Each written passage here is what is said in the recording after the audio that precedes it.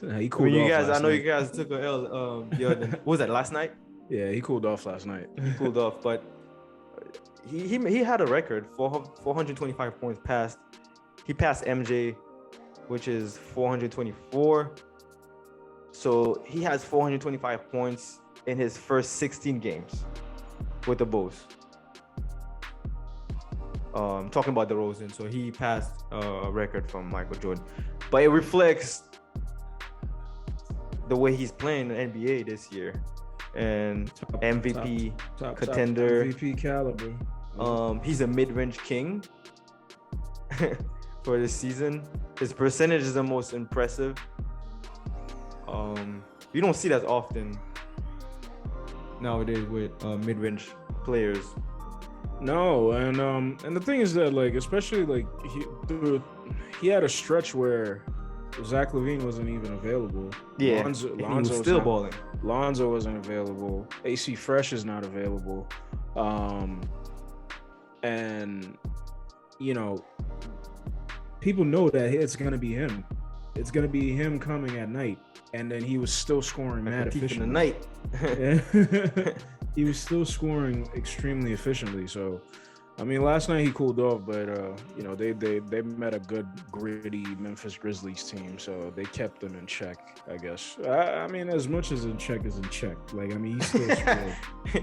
he still almost scored 30 points. Or if I think he did score 30. I'm not 100% sure, but it's just like his shooting percentage was pretty bad last night. He shot like 30%.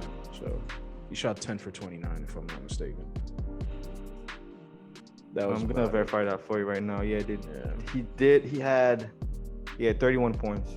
Yeah, it was just his shooting percentage that was low last night. But I mean, you know, it's gonna happen. It's gonna happen. All right, episode 25. No, actually, episode 24. Oops, my bad. We're back with part 2 of the Western Conference this time, when we're giving a midterm grade. It's right after the All-Star game. We're gonna be speaking to the Western Conference, and I have my buddy with me, Mr. Wetz. Mike, what's going on, man? Not much, man. Not much. Just finished watching the Carabao Cup final. Currently paying attention to Barcelona versus Atletico. And you said Aubameyang scored. Yeah, Athletic Club, not Atletico. Yeah, man. You know peaceful Sunday. Peaceful Sunday. Some guy made a comment about like how he wouldn't mind keeping Aubameyang over receiving Haaland. It was one of a commentator from a Spanish journal. That's interesting. Yeah. That was an interest. I just wanted to understand the point of.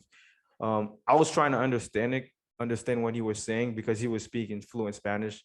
I was trying to keep some words, but I'll probably have to send that video to one of my friends who speaks Spanish and then explain to me why he would prefer Aubameyang over Haaland.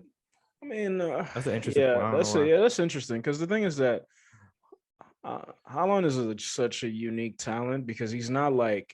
It's not like when Ibrahimovic left Italy to come to Barcelona because it's like, you know, Haaland is extremely mobile. Like, you know, he's big, but he's super fast. He's great technically. Like, he's good with his feet. Like, I don't know.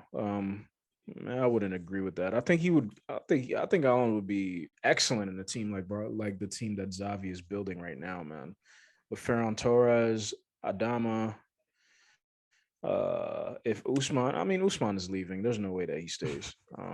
There's no way that he stays. Unless he takes a pay cut. Yeah. If he takes a pay cut, Barcelona will keep him.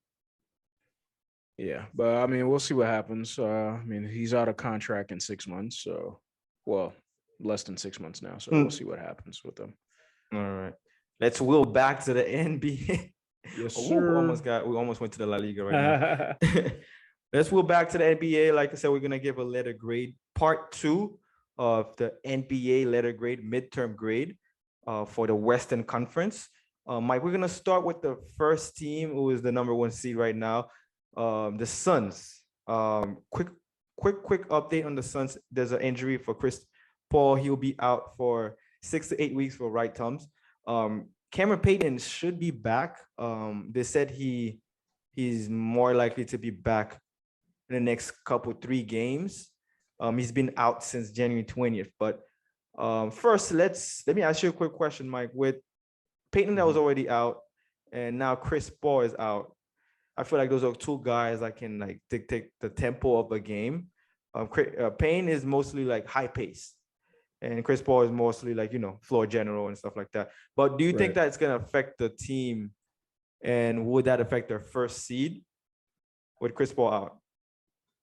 First seed, no, I don't think so. I think what's their record right now? 49-11. They're 6 games ahead of the Golden Sun. I would say Golden State Warriors. Yeah, they're not. Yeah, nobody's catching them. I think. Nobody's catching them. I think they're gonna end with the best overall. Yeah, with the best overall record in the NBA.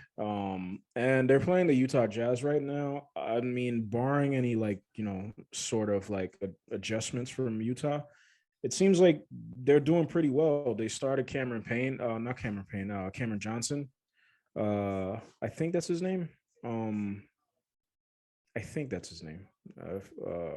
Johnson. Johnson is his last name.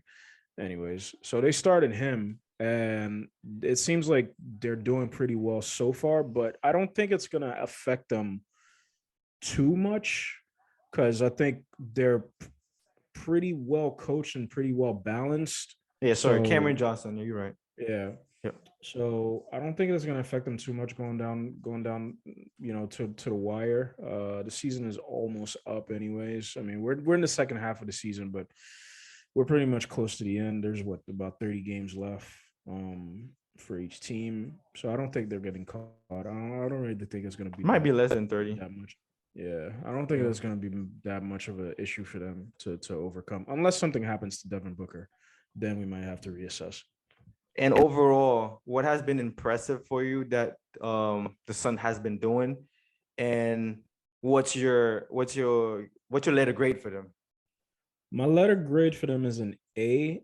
They started off the season pretty poorly, and then they just started winning games. They just went on a tear where they're just beating everybody.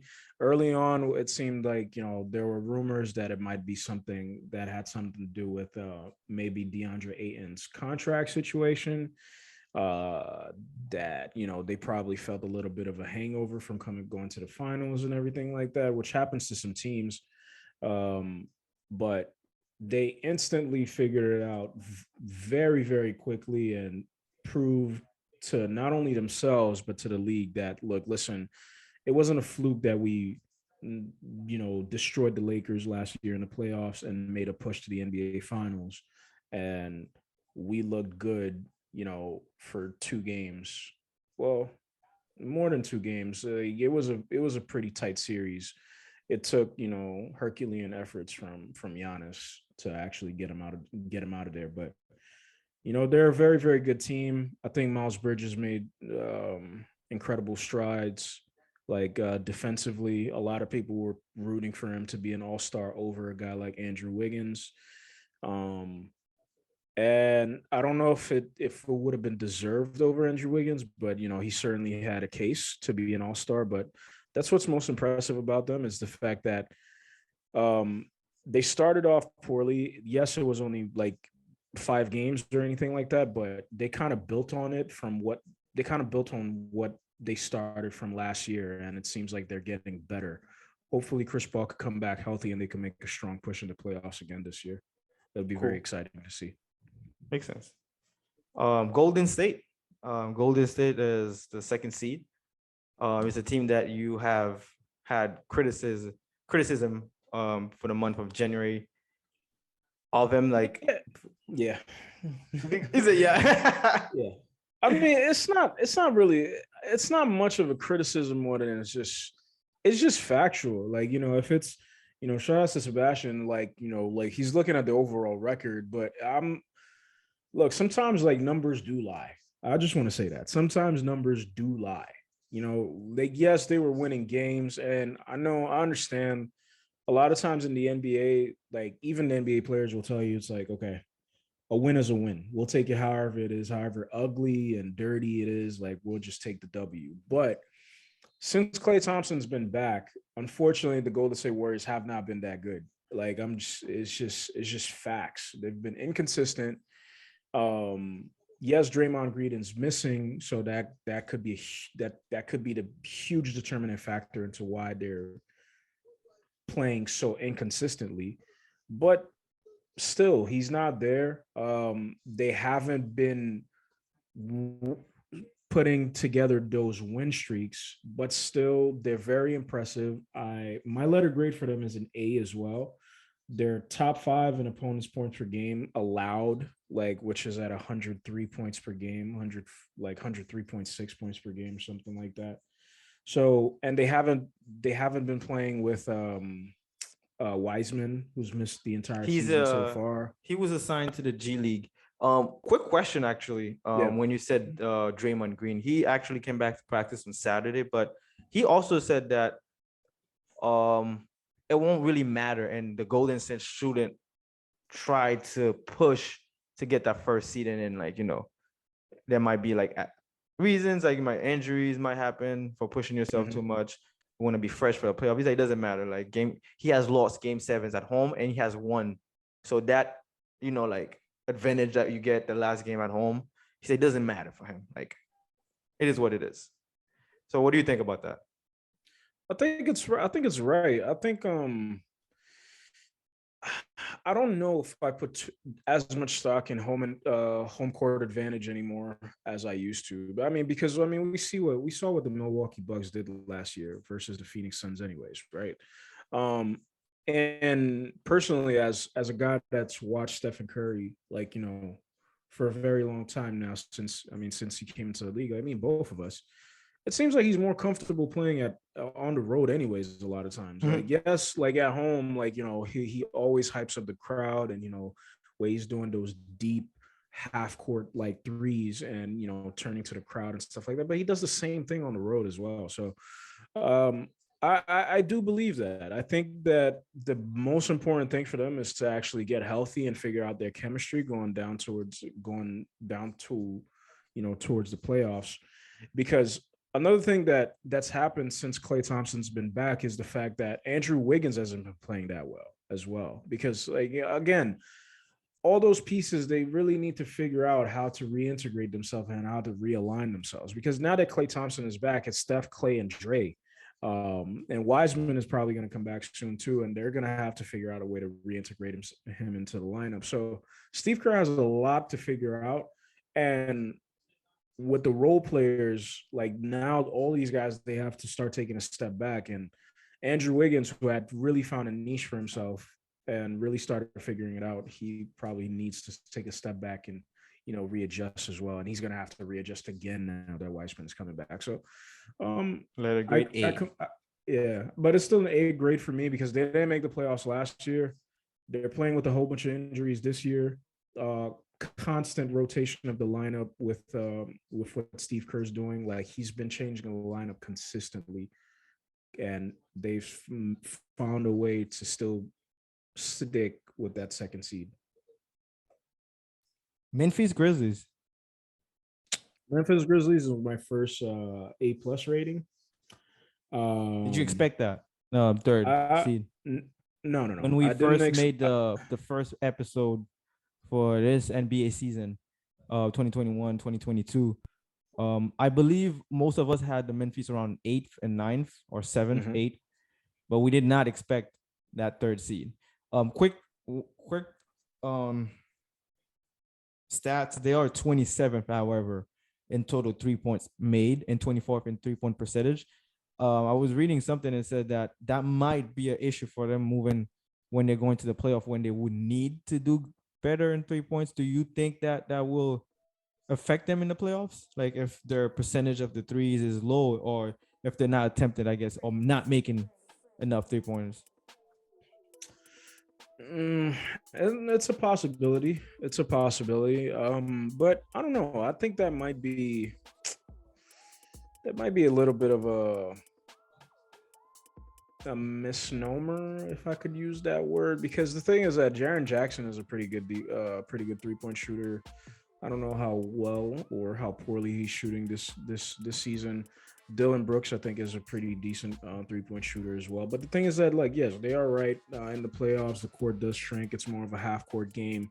So if they're gonna pack the paint and really force Ja Morant to, like, play outside, and he's not going to find those lanes to actually score, maybe it's a little bit more difficult for them. But according to Jay Williams, they're going to be making the NBA Finals. So I mean, they got an A, but I don't know about that deep. But Ja Morant is actually having a great season. Yeah, man, MVP contender, most improved, most likely as well. Yep. He's been most of the success for Memphis as well. 100%, and it's him and the coach. They're very, very, very young team. Yeah, and they don't even have Dylan Brooks at that moment. And how Dylan Brooks is a good two-way player. So they got guys like Bane stepping up. Zyler Tillman, I think is his name. Like, some guys that, like, when you look at the roster, you won't even see, like, contract numbers next to them, because, like, it's like, okay, like, who are you? Like, where did you come from? So yeah, I'm very impressed with what they're doing, and looking forward to seeing them in the playoffs and see. Had to give him some shout out today. On my Grizzly. Yeah, Ja Morant, I'm on my Grizzly. Who said that? Who did say that? J. Cole. I thought you wouldn't know that. Yeah. That was a trick question. But come on, oh my goodness. What is Bert not gonna be happy about that? Ja Morant, I'm on my Grizzly. My Grizzly. Yeah. I can't believe I forgot that. That's terrible. All right, Utah Jazz. I got a quick question for Utah Jazz. Let's say a scenario to end up playing Denver Nuggets and a shorthanded. I'm anticipating a shorthanded Denver Nuggets at first round. With no Michael Porter Jr. and oh my God, why is the name going away from me? Devontae Murray? Jamal Murray. Oh yeah. Let's say they're both not present, and Denver Nuggets finds a way and knocks out Utah Jazz first round if they end up 4th and 5th. Is Donovan Mitchell bye-bye? Do we see him in the jersey? I don't know. Maybe. I mean, I don't know. It's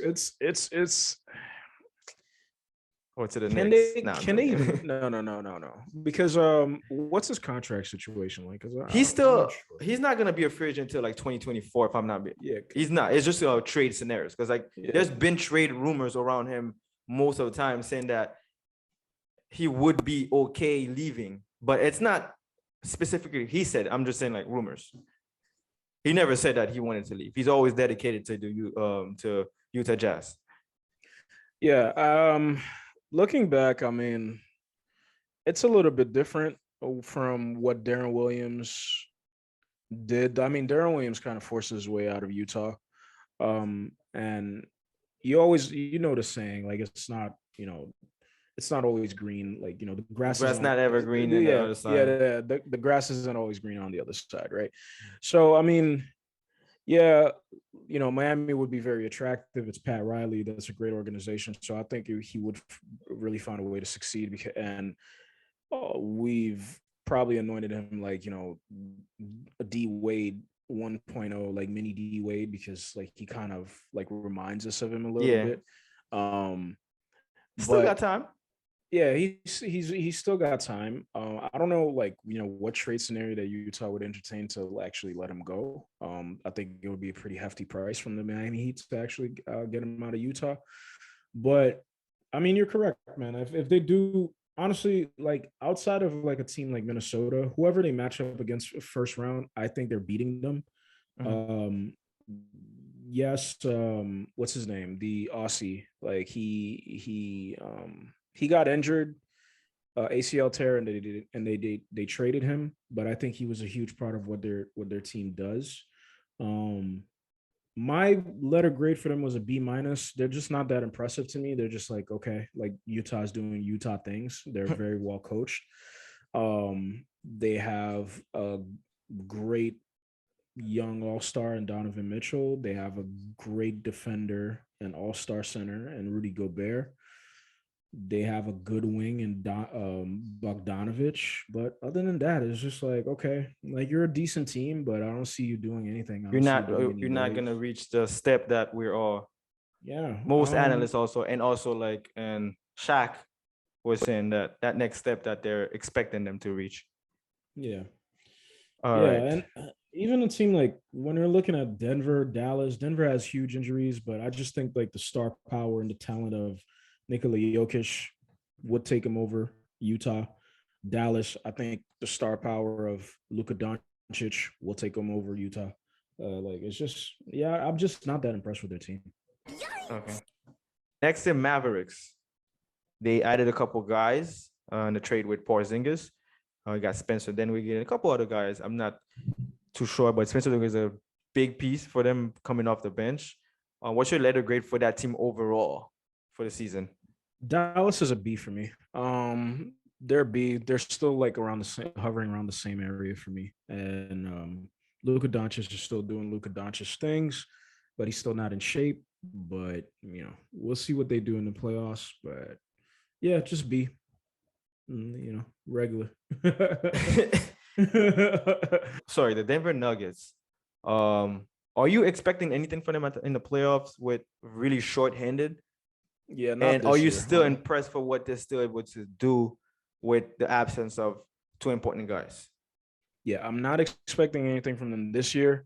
I think they will come out the first round. I'm extremely impressed with what they're still accomplishing, man. Shout outs to Mike Malone, extremely good coach. Nikola Jokic proving himself to be a superstar in this league. MVP? I was about to say that. I don't agree with ESPN's rankings. Yeah, like no, you're good. You're good. It's good that you brought it up. Like, I don't agree with ESPN's ranking. I don't think he should be like top 5. Well, no, I don't think he should be top 3. I think it's Embiid, DeRozan above Embiid, and maybe John Morant at this point. Shout outs to him though. But he's doing great things, especially with the short-handed team. But shout outs to him. I don't think he should be. Like, he won MVP last year. You're good. You're good. What was the grade you gave them? B plus. B plus. All right. Minnesota, young Anthony Edwards, the happiest player you ever seen, the funniest player also. I feel like he's gonna be a funny guy with the conference. He's gonna be that talkative guy because we don't get that often. Most people don't want to speak to the media. It makes it so uncomfortable. It was so funny when he was ordering chicken nuggets that time. Like, I know, right? He's like, hold on. Let's go. Let's get it.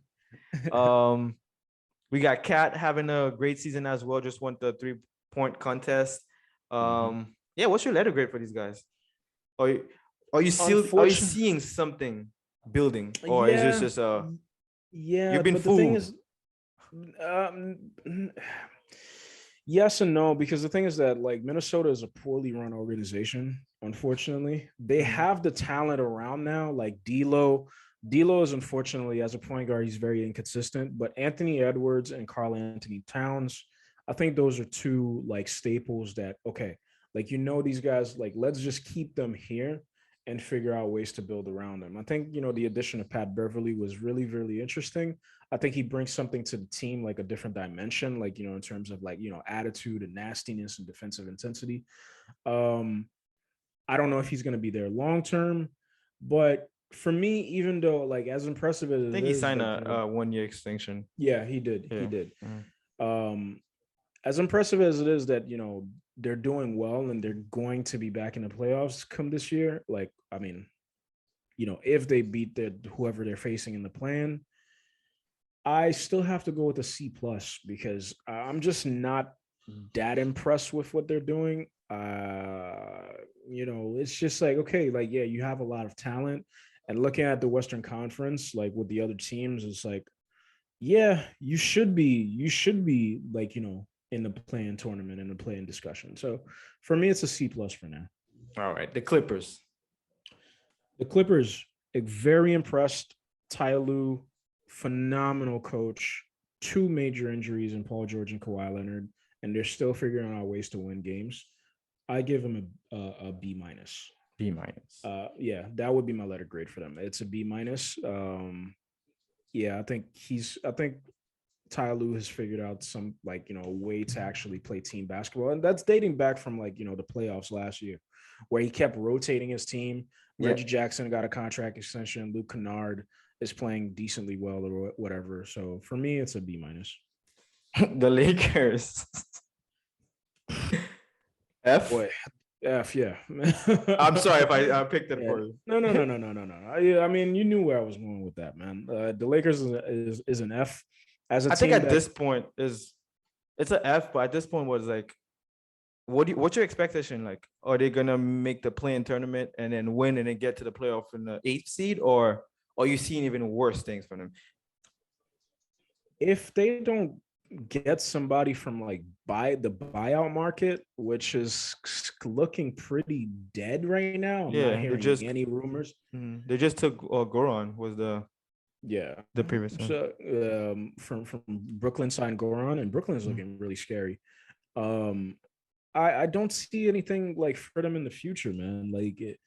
Honestly, it just seems like LeBron is basically just enjoying the last years of his career right now. Waiting for his son. Yeah, man. For me personally, that's my tinfoil hat theory. I think at this point, LeBron is looking at the team, especially Anthony Davis is injured again. He's injured again. So now you're looking at it. It's okay, this season is done. You let's think about the next season. Yeah, you shouldn't even be worried about it.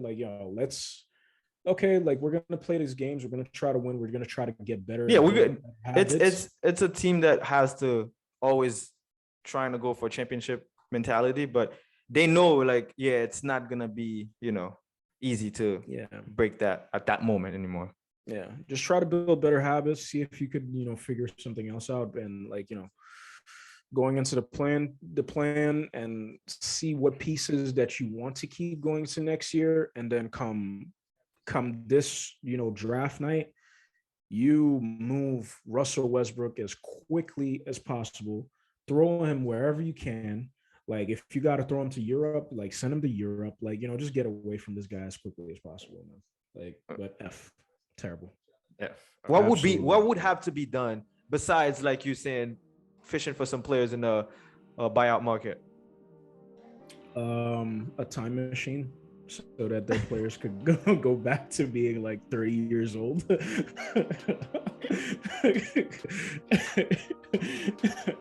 I mean, let's look at the and roster, even man. He said a time machine. Let's go.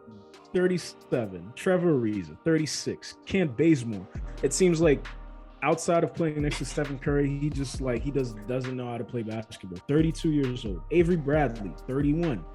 AD, paper mache, just injured again. I mean, he's the one young guy, 28. Sekou Doumbouya, he's 21. I don't know if he's been playing. Wayne Ellington doesn't know how to play basketball, 34 years old.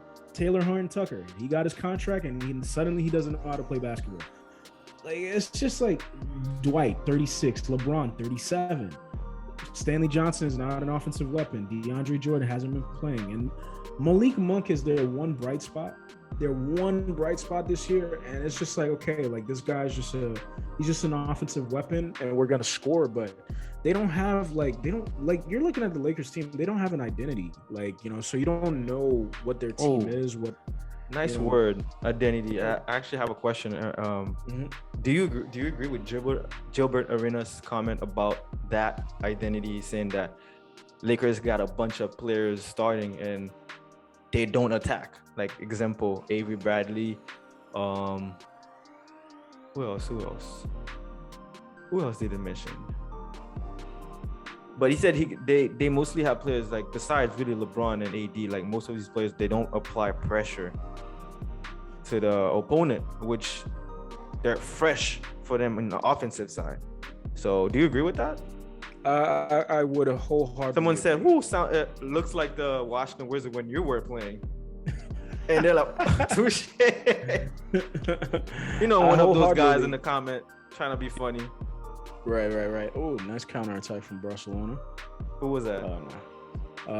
It was Dembele leading leading the counter. Oba missed the header. Okay. That's one of the things that why they want to keep him. He can apply so much pressure with his left and his right. If he can be a little bit more determined and more, he's not like bad in his final third, but if he can be better. But then again, he would have to take a pay cut. But that's why they want to keep him, because if he can do that for them, break the line and do his little dance with his left and his right, like it seems that nobody can take him on that when he's making those moves. But that's what Azavian and his organization. That's why they were pissed off. They're like, damn, he can do that for us, but I don't want to pay him all that.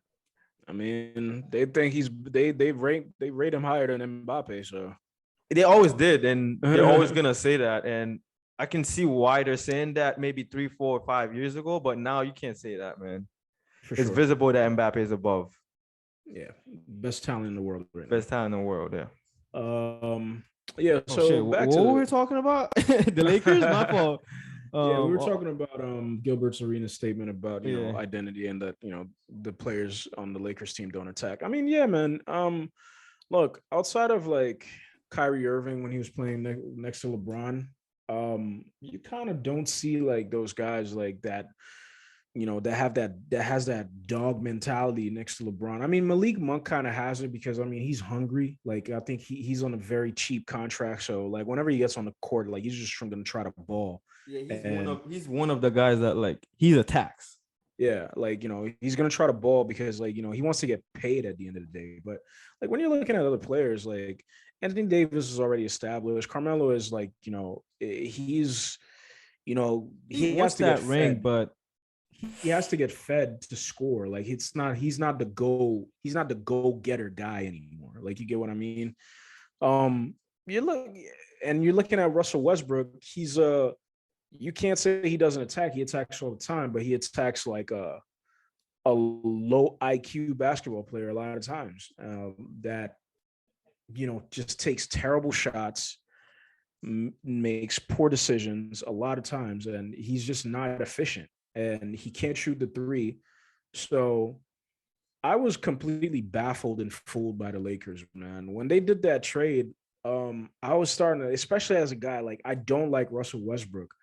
But when I was looking at the team and I was looking at LeBron and AD, I was like, man, that team's looking good. That team, yeah, I think that team's going to be scary, man. I think that team's going to later. So quick, fire, man. Like in the house. So quick, man. It is so sad. It could have worked. And I remember when I was speaking to you guys in the chat room, I feel like Westbrook, the reason why it's not so much working with Westbrook is that Westbrook only knows how to be Westbrook. Right. And I'm not going to take that anything away from him. If that's the way you can play, that's fine, But in order to win a championship, when you're playing with who scored? Dembele, man. Whew. And we were just talking about it. Was it right?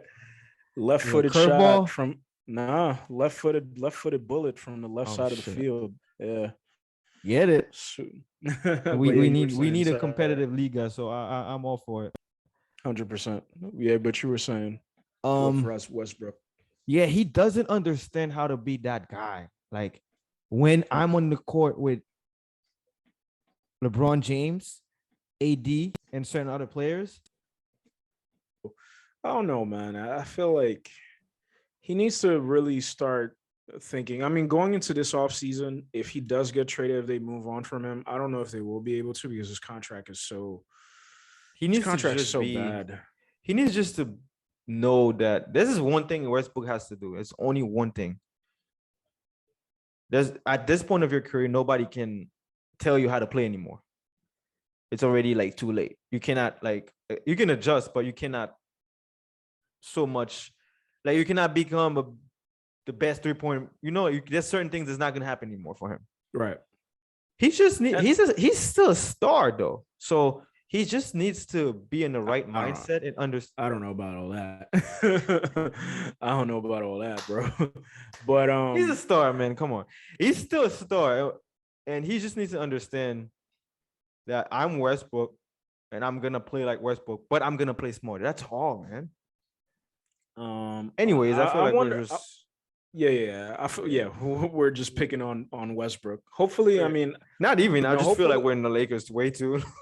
yeah. Hopefully, Carmelo really spoke to him and tried to tell him of what he went through, because we all know Carmelo went through a period of time where he struggled Yeah, adjusting to what his role has become, and Westbrook will have to come to terms with that. Like, he there's doesn't just understand that. yeah, and they're like it's not for everybody. I mean, we kind of seen it with Allen Iverson. Allen Iverson decided to, he chose retirement instead of like being a sixth man.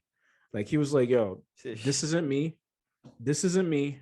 I'm not doing this. I'm out." Like, thank you for the opportunity, man. Like I'm out. I'm I'm gone. out of here, bro. Like, Recently, man. traded Norman Powell, traded CJ McCollum.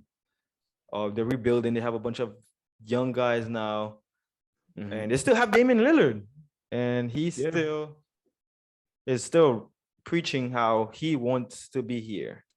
First of all, I don't even know what kind of grade you're gonna give him this year, but what are we seeing for the Portland in the next 3-4 years? Or is Lillard gonna be here? Is he? Or you don't care? I don't know, You don't. man. Okay. Like, it's not that I don't care. I do care, because Dame is one of my favorite players to watch in the NBA. And he's been on the cusp of an MVP for so long. Like, and he plays at MVP level whenever he's healthy, a lot of times, especially for a city like Portland, who doesn't have any superstars. They just traded his backcourt mate, the second best player on the team, and CJ McCollum away. Um, I mean, I said it in the chat. I think at this point, before Dame sees like another conference finals, he's going to be seeing Anthony Simons become the man in town. Like, it's Anthony Simons is probably gonna go over him, like, as like D guy in Portland. Like, the way things are going right now, they've been playing better as of late as well. Like, even He's with really nice. he's really He nice. gave He was us the just business when we played against him. he was just inconsistent for a long time, but now that he's just getting burned and he's just playing like more consistently, I think he's just figured I think it out his role. he had a death in his family, right? Oh, Recently. okay. I'm not sure about that. I don't know. Damn, I had my but for me personally, I think a D like is where I would have to put Portland. Yes, Damian Lillard has missed, pretty much the entire season. He hasn't played much. Um, I just think there's just been so much surrounding the organization with the allegations against Neil O'Shea. Even when they hired Chauncey Billups over the summer, there were things about that, and now you go into Damian Lillard's injury this year and the whole bunch of trades as well. So for me, I just think there's a lot of stink around the organization, and they haven't been playing well under first-year head coach Chauncey Billups until as of late, with a whole bunch of mismatched players and stuff like that. Um, Personally, the way things are going and how they've just traded so many people, I would say like, yeah, figure out a package deal for Damian Lillard. If you're gonna go younger, like there's a lot of teams and organization that want him. Why not get draft picks and another young superstar or something like, or a young budding superstar or something like that? So yeah, I just for me, like at this point, like Damian Lillard is really being annoying. So I would rather see Make him you play hear for about another it team. that he want to stay. It's like He gonna rap about it. It's like, dude, man, like, can you not like, hey, can I request a trade to the Lakers or something like that? Like, I I feel like think at some point it's gonna happen. it's like, yo, dude, like, just go play for with LeBron for your last 2 years, man. Yeah, Like his he'll be last two glad. Give me years. Damian Lillard. I'll show you what I would do. That's what he said 3 years ago. So we're D, right? Yeah. Pelicans recently added CJ McCollum and also funny joke that Zion Williamson never calls his teammate or called the CJ McCollum and spoke to him and stuff like that. And then he's been receiving a lot of heat lately. Do you think that's a fair criticism for him? Did he? How do we not know he didn't text him or something like that? Right now? I know. CJ said he didn't speak to him. He spoke to relative around him or something like this. Yeah, Camp I don't around remember him. what the quote. I don't remember what the Is it quote is was, this a but major is this a major thing? Like if he hasn't spoken to CJ, do you see this as a he's not engaged with the team or he's just focused on returning? Like I do think that it is a little bit alarming. I would think, he's a shit. I don't give a fuck.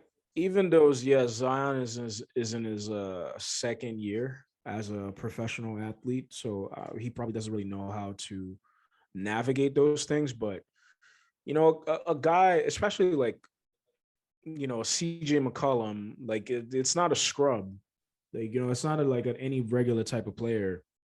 Like Josh Hart is coming to your team. It's like, all right, it's like, yeah, I'll see you when I see you, buddy. Like, okay, but it's CJ McCollum. It's an all-star level talent that's coming to your Josh squad. Hart. You should be able to, like, hey, figure out, like, who's his representatives. Like, hey, can I get his phone number? It's like, hey, just shoot him a text. It's like, hey, man, glad to have you in New Orleans. If you need anything, just let me know.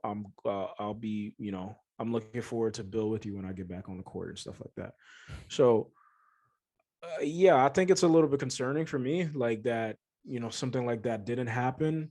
I mean, we kind of see, like, some of his teammates, Back put them some, up. put Yeah. out some Instagram posts about it, defending him, as they should.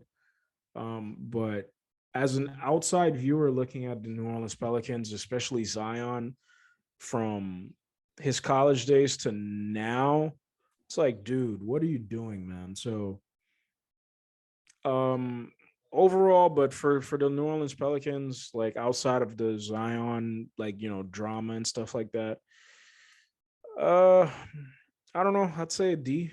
I haven't really paid attention to them really. Shout outs to Willie Green. Hopefully you could do a decent job with that squad. You're supposed to have a franchise changing talent in Zion Williamson, but it doesn't seem like he wants to get fit or anything like that. So we shall see what happens. All right. The Spurs. The Spurs is another team I haven't been paying attention to. And to be completely honest, I haven't paid attention to any of those like bottom five teams for the Western Conference. I actually have a question for you. Yeah. Are you surprised um about their point guard, DeHunter? I am. I didn't think he was going to be that good. Um, but he has good size. I think he's what 6'5", between 6'4" and 6'5". Hehe's very Yeah, he's lanky. 6'10". So Actually, no, sorry, he's 6'4". I apologize. His wingspan yeah, is 6'10". yeah, yeah. He's very lanky. So DeHunter Murray. yeah, defensively, he'd be great. Well, defensively, he's great. So he's He's able my to, future point guard. You just don't know it yet. You just don't know it yet. But he's my future point guard. Yeah. He's what I'm looking for. Like he's a two-way player. I don't need him. If he wants to, he can get 30 per night, but I don't really need him to do that. The work that I'm looking for is what we haven't had as in a point guard in a while. And to have someone like him come in, oof. But carry on, Mike.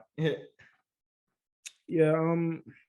Like he's had a couple of triple doubles this year, so he rebounds pretty well. He scores pretty efficiently.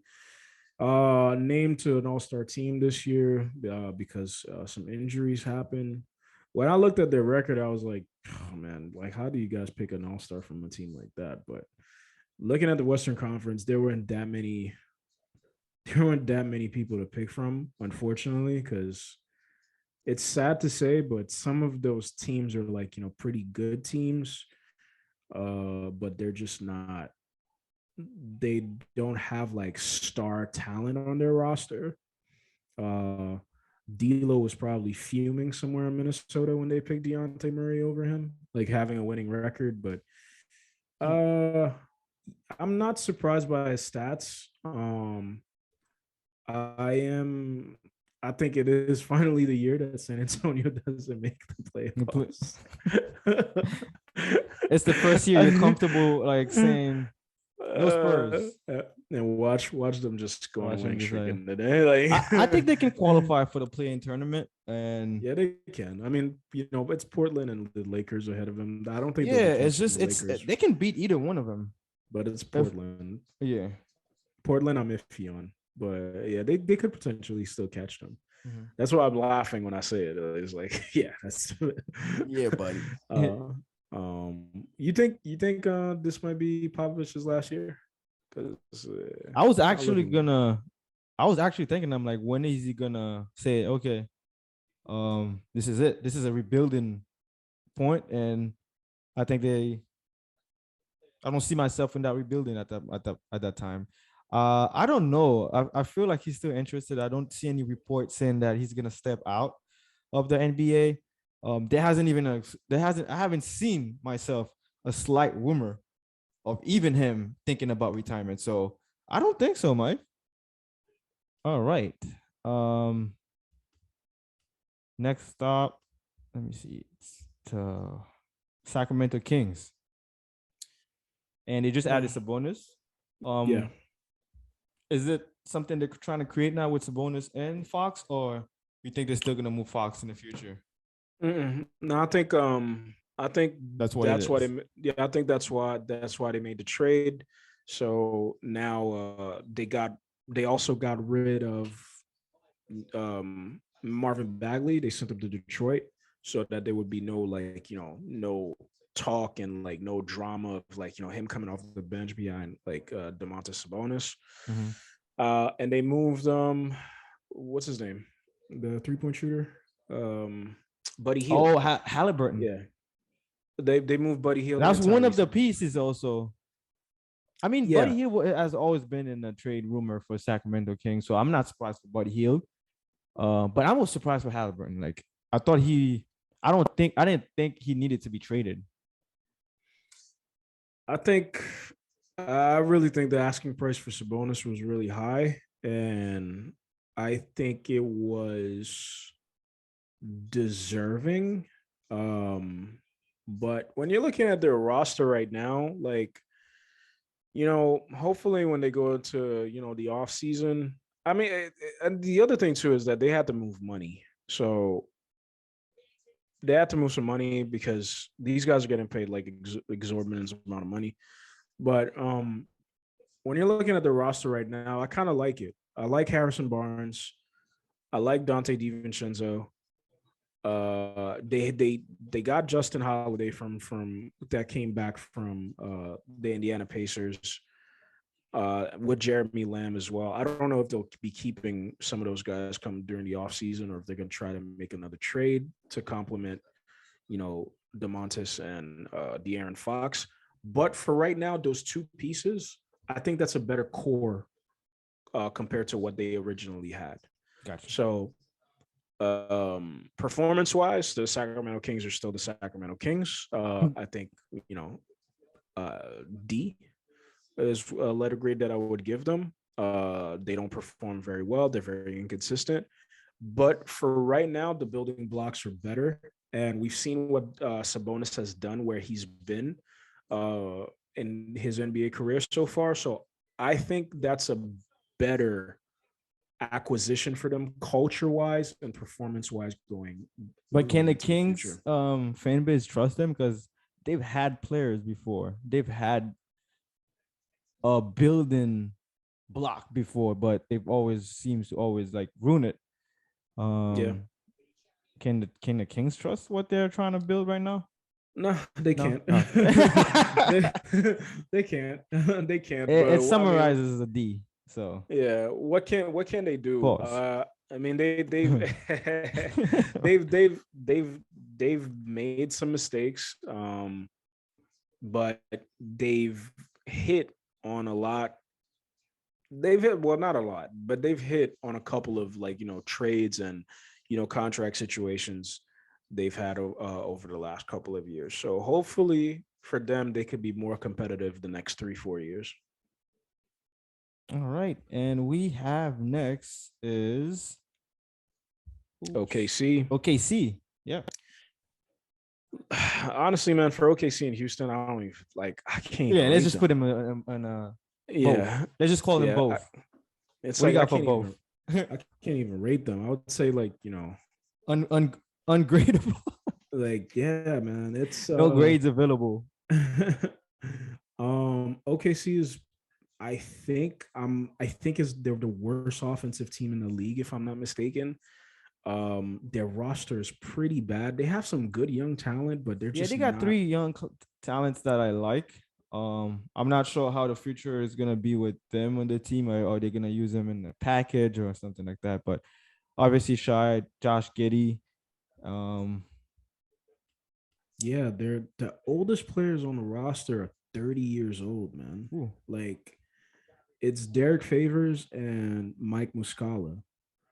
Their roster is so young. Baisley is 21, Dort is 22, Giddey is 19, Shai is 23.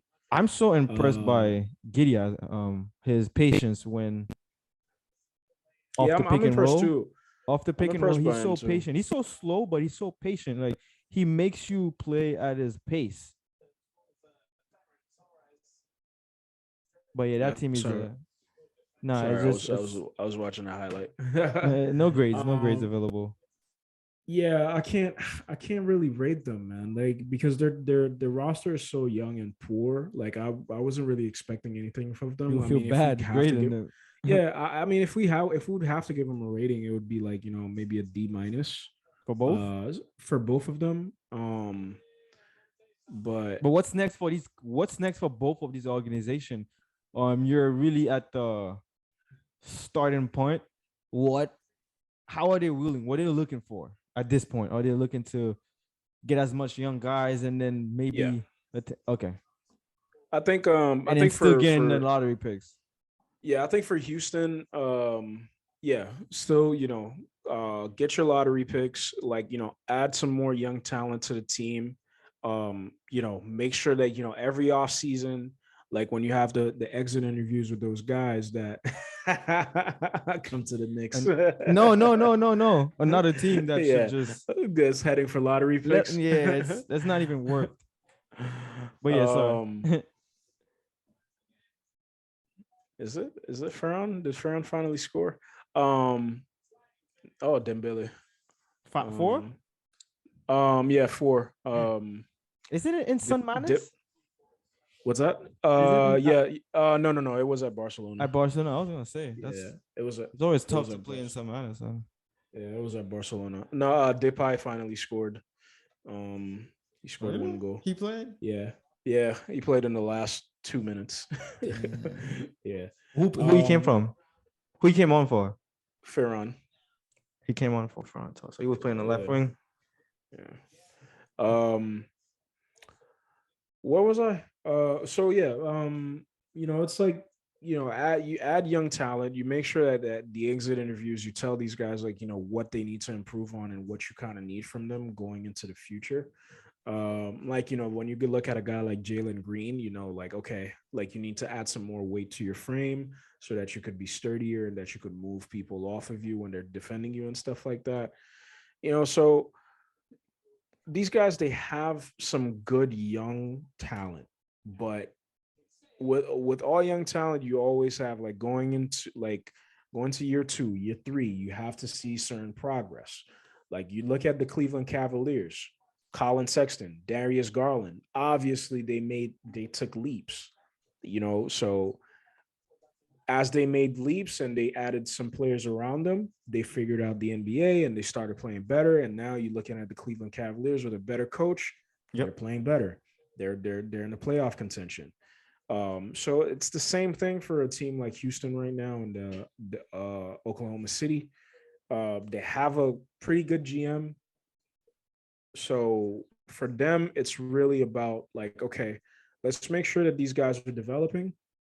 And then when it comes to trade scenarios, like on draft night, we could see like maybe if we could add some players that could complement them a little bit more. Like if we got to get some better defenders, if we got to improve the bench a little bit, but it all starts with them having to improve.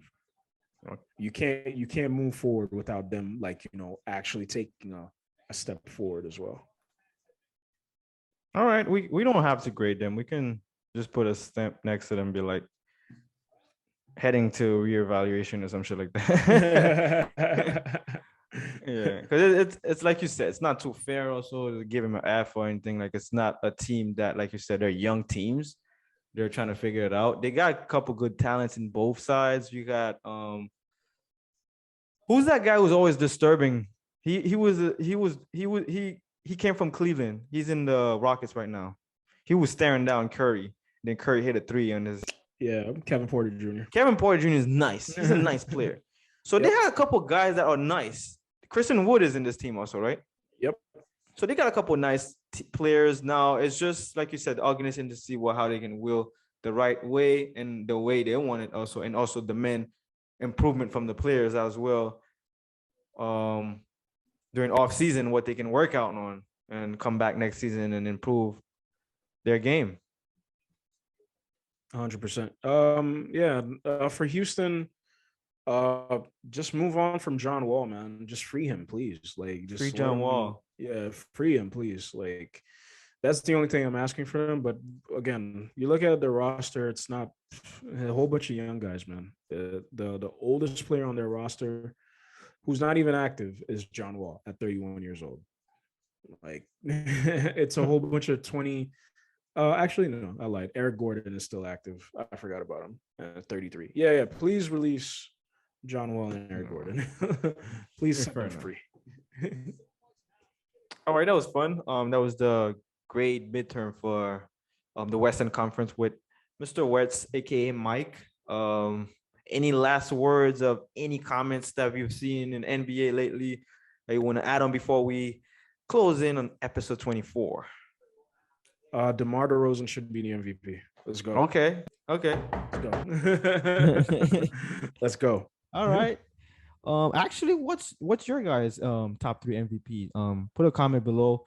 This episode is gonna be available on YouTube and possibly gonna be available for the first time on Apple and Spotify.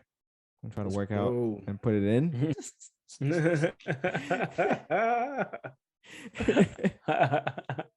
Yeah.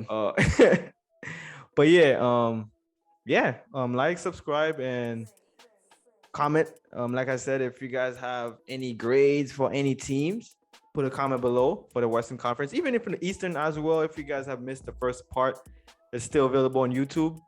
But thank you, Mike, for participating for that rough Sunday that we both had. All right. And it was a chill Sunday. Chill Sunday, until it wasn't. Yeah. Thank you, guys. Like, subscribe, and have a good one. Thank you, Mike. Appreciate Episode 24.